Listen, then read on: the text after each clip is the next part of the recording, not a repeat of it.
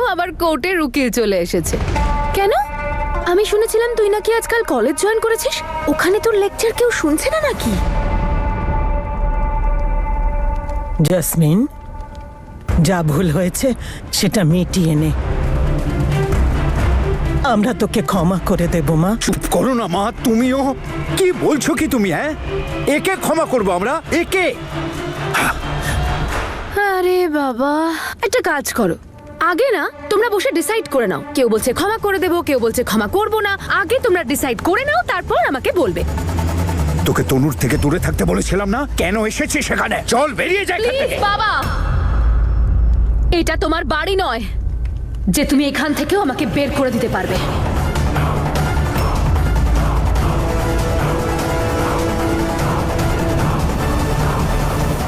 Jasmine, তোমার প্রবলেমটা আমার সাথে। তোমার জীবন আমি নষ্ট করেছি, তাহলে বাড়ির লোককে কেন অপমান করছো? তুমি তনুকে। আরে ধুর, অনেক হয়েছে বাবা। সারাক্ষণ তনু তনু তনু, যাকে দেখো সারাক্ষণ ওরই মালা জপ করে যাচ্ছে। আমাকেও সেই মাই জন্ম দিয়েছে যে তনুকে জন্ম দিয়েছে। তাহলে আমি এতটা আলাদা কি করে হলাম? হ্যাঁ,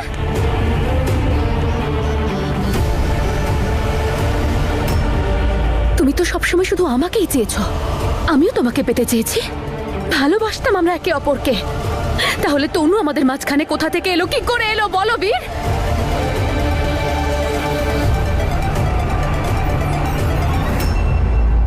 কেন শুনবো আমি তোমার কথা? কে তুমি আমার?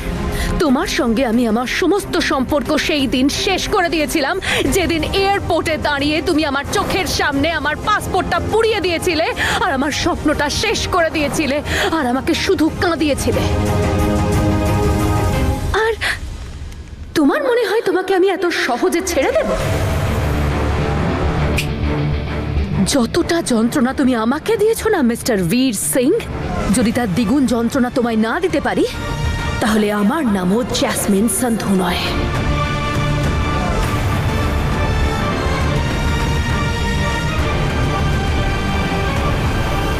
আর যদি অন্যায় আমি করেছি, তাহলে দোষ তো ও করেছে, তাই না? তাহলে শাস্তি আমি একা কেন পাচ্ছি? আপনারা সবাই কেন আমাকেই দোষারোপ করছেন? আর আমি তো ভুলেই গেছিলাম, ওর জন্য তো তুমি কোনোদিনও তোমার কথার খেলাপও করনি। পর তো শুধুমাত্র আমি। Wow, very good. রক্তের সম্পর্ক না থাকলে এত দুঃখ হতো না। নিজের রক্তের মেয়ে যখন অনাত্মীয় হয়ে যায় না, তখন সেটা সহ্য করা যায় না। আমার কাছে তোরা দুজনই সমান অপরাধী।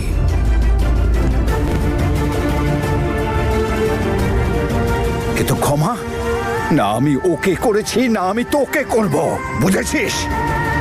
শুনছো? থামো না, শান্ত হও, ছাড়ো না এসব কথা। তুমি মারে, ছাড় না এসব কথা। চল, বাকি কথা আমরা বাড়ি গিয়ে বলবো। মা, চল। ছাড়ো আমাকে। জ্যাসমিন, কি দিয়ে তৈরি রে তুই? এখানে সবাই তোকে ক্ষমা করতে চায়, ভালোবেসে কাছে টানতে চায়, আর তুই মাকে ধাক্কা দিচ্ছিস। একটু লজ্জা থাকলে বেরো এখান থেকে। হ্যাঁ, তো চলে যাব। আমি এখানে থাকার জন্য এসেছি নাকি? হ্যাঁ, আসলে বীর আমাকে যে গিফটটা দিয়েছিল, তার রিটার্ন গিফট আমাকে দিতেই হতো। কিন্তু বীরের মনটা না খুব ছোট, ওই সারপ্রাইজটা শুধুমাত্র আমার জন্য প্ল্যান করেছিল। কিন্তু জ্যাসমিনের মন তো বিরাট বড়, আর আমি এই সারপ্রাইজটা আপনাদের সবার জন্য প্ল্যান করেছি।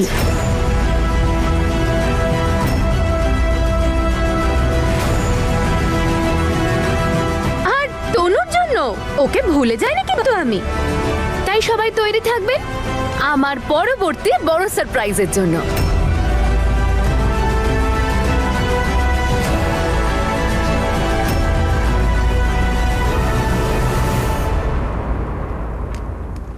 কি হলো, বাজাও।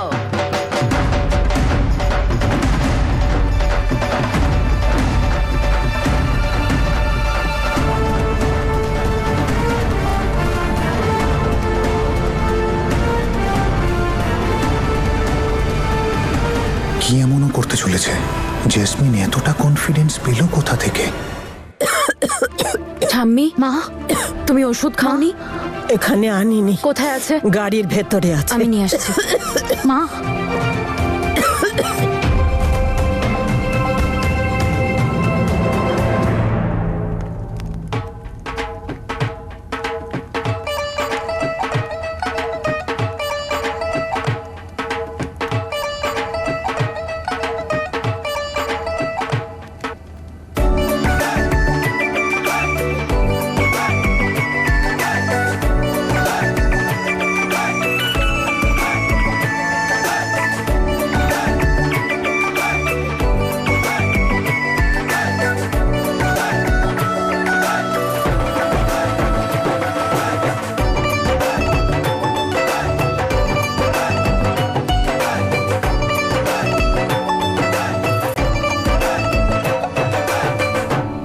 যা করছো এসব?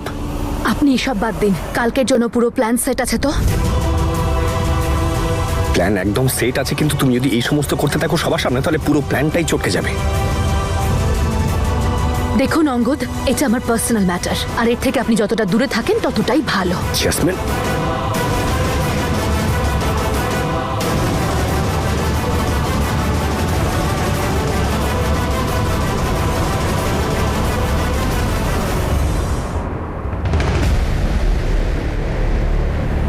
এত ভয় পান আপনি তনুকে?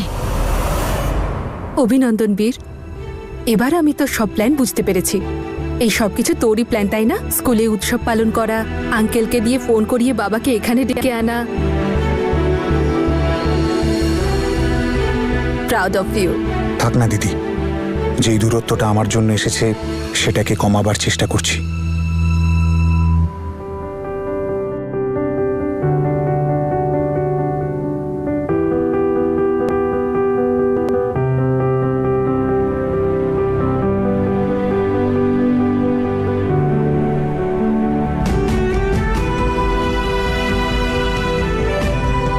যাক, ফাইনালি দিনটা তোমার হাসি দিয়ে শেষ হচ্ছে তনু।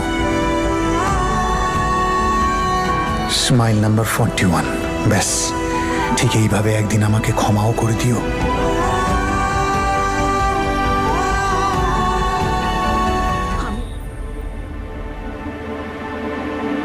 তুই মনে মনে বীরকে নিয়ে আবার ভাবছিস না তো?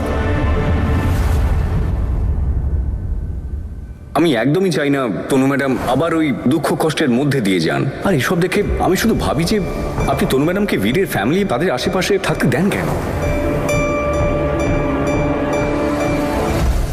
বল আমাকে। বাবা, আমি তো বলেছিলাম তোমাকে। হ্যাঁ আমি জানি, বলেছিলি আমাকে তুই জীবনে বড় হতে চাস, তুই নিজের কেরিয়ার বানাতে চাস। আর বীরকেও আমি বলে দিয়েছি তোর থেকে যেন দূরে থাকে। আর তুই, আজ আমি যা দেখলাম সেটা কি? বীরের দৃষ্টি সবসময় তোর দিকেই থাকে। আর তুই তুই ওদের ফ্যামিলির সাথে এত মেলামেশা কেন করিস? বাবা, ওরা তো নিজের লোক। দেখ তনু, জ্যাসমিন এর আগে অনেক কাণ্ড কারখানা করেছে।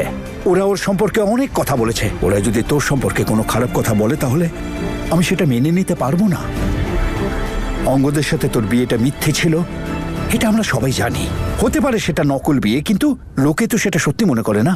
আর যাই হোক না, আমি চাই না যে বীরের ফ্যামিলির সাথে তোর এই মেলামেশাটা চলতে থাকুক। বীর শুধু নিজের স্বার্থে নিজের পরিবারকে ব্যবহার করে তোকে শুধু নিজের দিকে টানতে চায়, আর কিচ্ছু নয়। এসব কি বলছো তুমি বাবা? এরকম কিচ্ছু নেই। তোমার তনুর উপর তোমার ভরসা নেই?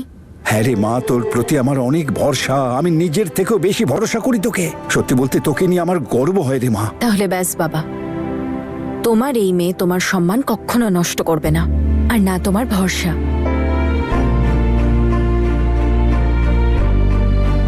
তনু ম্যাডাম ভীষণই সরল, ভীষণ পরিষ্কার মনের, উনি এসব বুঝতে পারবেন না।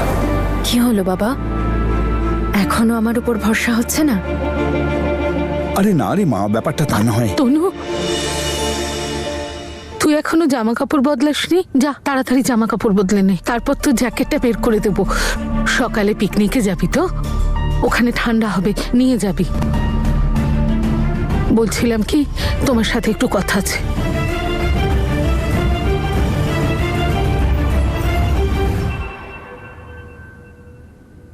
এসব তুমি কি করছো বলো তো? কেন তনুর সামনে বারবার বীরের নাম করছো? তুমি তো জানো ও কত কষ্টে নিজেকে এর থেকে বের করছে। সেটাই তো আমার ভয়, আবার ভালোবাসার ফাঁদে পড়ে কোনো ভুল না করে বসে জীবনে। তেমন কিছু হবে না। আমি আমার মেয়েকে খুব ভালো করে চিনি, ও খুব শক্ত মনের। তোমাকে একটু সময় দিতে হবে, এই সবের থেকে বেরোনোর জন্য একটু সময় দাও। আমি আমার দুটো মেয়ের জীবনকে পরিপূর্ণ করতে অসফল হয়ে গেলাম রে। আমাদের জ্যাসমিন যে আজ সারপ্রাইজের ভয়টা মনে ঢুকিয়ে দিয়ে গেল, তাতে আমার বুকটা কেঁপে উঠছে। জানি না ও কি ধরনের সারপ্রাইজ দিতে চায় আমাদের। তুই আমাকে এটা বল, এই জ্যাসমিন কি প্ল্যান তৈরি করছে? আমার খুব ভয় করছে। আরে কিচ্ছু না গোমা, তুমি তো জানো আমি ওকে সারপ্রাইজ দিয়েছিলাম, ওর পাসপোর্টটা জ্বালিয়ে দিয়েছিলাম। সেটারই প্রতিশোধ নিচ্ছে, আর সেই কারণে এইসব করছে। না বীর, এইবারে তো আমার ওর উদ্দেশ্যটা ঠিক ভালো লাগছে না। আমার মনে হচ্ছে ও খুব খুব খারাপ কিছু করতে যাচ্ছে। তুই কোনোভাবে ওকে থামা বাবা, আমার খুব ভয় করছে।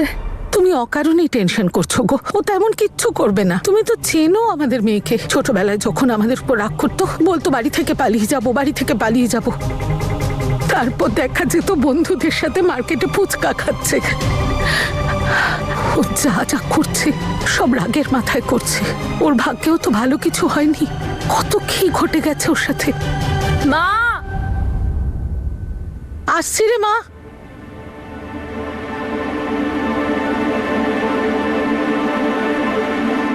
এই দেখো, আরে টেনশন কেন হবে না? দেখলে না গোটা গ্রামের সামনে কিরকম নির্লজ্জের মতো অদ্ভুত ভাবে কত বড় নাটকটা করলো ওই মেয়েটা। ওই মেয়েটা যা খুশি তাই করতে পারে, তাই না দিদি? ওর এই কথাগুলোকে হালকা ভাবে নেওয়া আমাদের কিন্তু ঠিক হবে না। মা কি প্লিজ, তুমি কেন মাকে ভয় দেখাচ্ছ? মা জ্যাসমিনও, আমি জানি ও কি করতে পারে আর পারে না। আর আমাদের জীবনে আরো অনেক কিছু আছে না করার মতো, ভাবার মতো। এখন জ্যাসমিনের কথায় যদি আমরা ভয় পেয়ে যাই তাহলে চলে? দিদিকে সেটেল করতে হবে, বাবার হারানো সম্মান ফিরিয়ে আনতে হবে, তোমাদের খেয়াল রাখতে হবে, আর তনুর ক্ষমার যোগ্যও তো হতে হবে। কেন টেনশন নিচ্ছ? আমি আছি তো এখানে। পেয়েছো জ্যাকেটটা? না রে মা, খুঁজছি, কে জানে কোথায় রেখেছি। খোঁজো মা, খুব আর্জেন্ট। কাল সকালেই যেতে হবে। কলেজের 25 জন স্টুডেন্ট যাচ্ছে ক্যাম্পিং ট্রিপ। ওর মধ্যে পেলি? না, কোথাও নেই। কোথায় রেখে দিলাম আমি?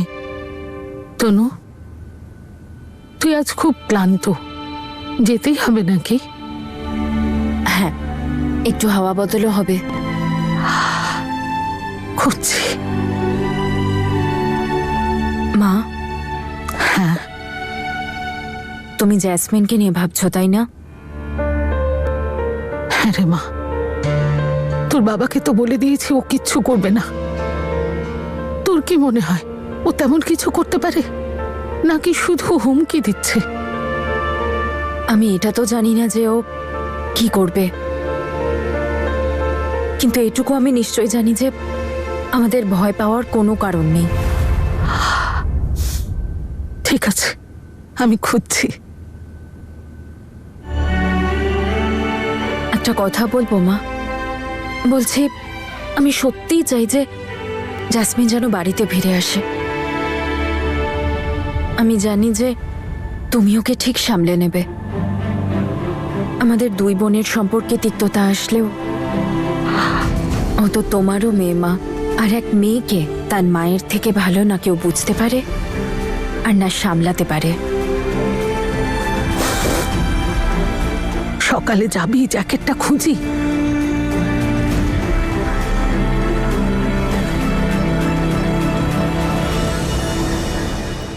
না বীর, তুই একটু কথাটা বোঝার চেষ্টা কর। আমি কিন্তু চাই না যে আমার জন্য সব প্রবলেম তৈরি হোক। দেখ, বাড়িতে এতদিন পর সবাই এত আনন্দে আছে, আর সেটাও শেষ হয়ে যাবে। আমরা যেমন আছি তেমনই ঠিক আছি। একদম ঠিক নেই দিদি। তোমার ভাগের খুশি তোমার অবশ্যই পাওয়া উচিত। তোমরা একে অপরকে ভালোবাসো, তোমাদের দুজনের একসাথে থাকা উচিত, আর সেটাই আমি করাতে চাই। ওই বুঝো, কাল আমি দেখছিলাম যে আন্টি খুব ভালো করে দিদির সাথে কথা বলছিলেন। তুই ওনার সাথে কেন কথা বলছিস না? বলে দে ওনাকে সব, মন খুলে কথা বল, নিজের মনের কথা সব বলে দে। আর দেখ, বাবার সাথে আমি কথা বলে নেব, কিন্তু তার জন্য জরুরি যে তুই তোর বাড়ির লোকের সাথে কথা বল। এটা যেন না হয় যে বাবা রাজি হয়ে যাওয়ার পর তোর বাড়ির লোক না করে দেয়। দেখো দিদি, আমি নিজের সত্যি ভালোবাসাটা খুঁজে পেতে অনেক লেট করে ফেলেছি। তোমরা প্লিজ এটা করো না। হ্যাঁ রে বল, তুই রেডি হয়ে গেছিস? আচ্ছা শোন না, আমি তোর জন্য জ্যাকেট নিয়েছি। সেটা বলার জন্যই তো আমি ফোন করেছিলাম। আমি কিন্তু যাচ্ছি না। কেন? আরে হঠাৎ করে আমার বাড়ির লোক আমার পিয়ন্সের ফ্যামিলির সাথে একটা প্রোগ্রাম বানিয়েছে। কিন্তু আমি 25 জন স্টুডেন্টকে একা কি করে সামলাবো? ডোন্ট ওয়ারি, একজন টিচারকে তোর সাথে যাওয়ার জন্য রাজি করিয়েছি। কোন টিচার রে? হ্যালো হ্যালো হ্যালো, বল। তনু, তোর কথা শুনতে পাচ্ছি না তনু।